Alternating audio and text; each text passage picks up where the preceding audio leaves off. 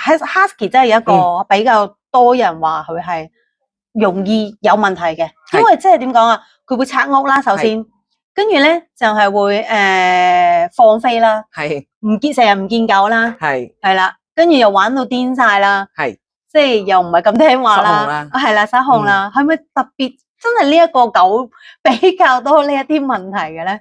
係比較多呢啲問題，但係我唔覺得佢哋係比較難搞。咁因為一樣嘢，首先你要了解佢哋，好多人就係唔了解佢哋。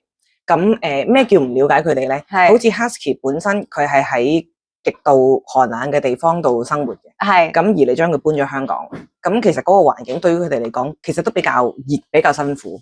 咁如果你開冷氣俾佢，其實可能佢只不過覺得啱啱好。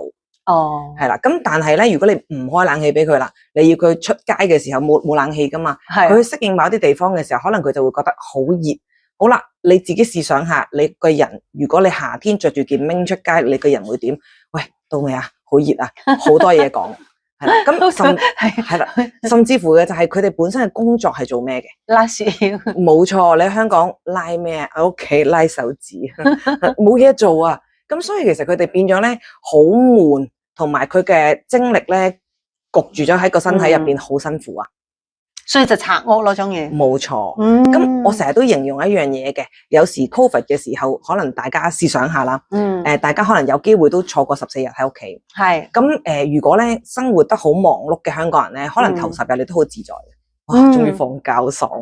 但係咧，你10日左右之後咧，你開始咧，哇，好辛苦啊，頂唔順。我有啲咩可以做啊？你哋都有電視可以睇，有手機可以玩。